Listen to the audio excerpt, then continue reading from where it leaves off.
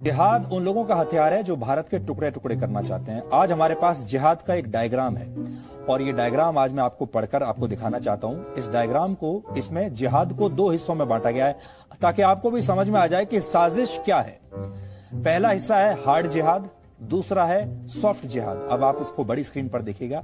इस डायग्राम में कही गई कुछ बातें मैं आपको पढ़कर सुनाना चाहता हूं। यह डायग्राम इस समय हिंदी में आपकी स्क्रीन पर है और इसमें क्या लिखा है देखिए।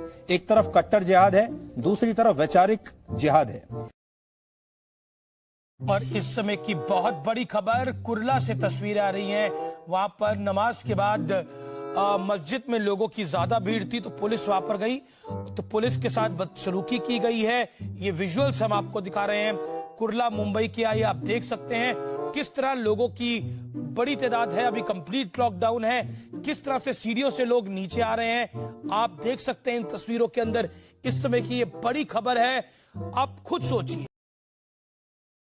को बता दें, सुप्रीम कोर्ट में सुनवाई के दौरान चीफ जस्टिस ने कहा कि जो लोग कोरोना संकट और लॉकडाउन को लेकर फेक न्यूज फैला रहे हैं उनके खिलाफ कार्रवाई होनी चाहिए। कोर्ट में इस समय लॉकडाउन के दौरान लोगों के पलायन के मामले पर सुनवाई चल रही है। उसी समय चीफ जस्टिस ने ये बड़ी बात की है कि जो लोग फेक न्यूज फैला रहे हैं उनके खिलाफ सख्त कार्रवाई होनी चाहिए।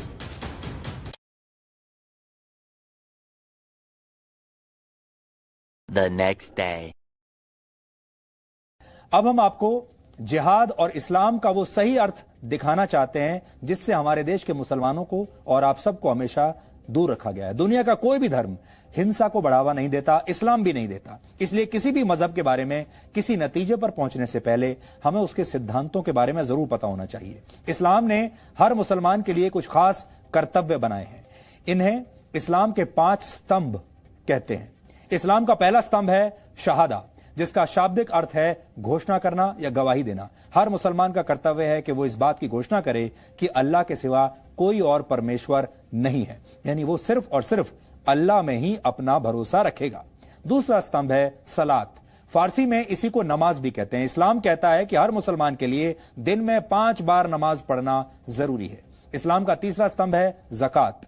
आप इसे साल में 1 बार किया जाने वाला दान भी कह सकते हैं। हर मुसलमान के लिए जरूरी है कि वो अपनी आय का, अपनी आमदनी का एक हिस्सा जरूरतमंदों को दान जरूर दे,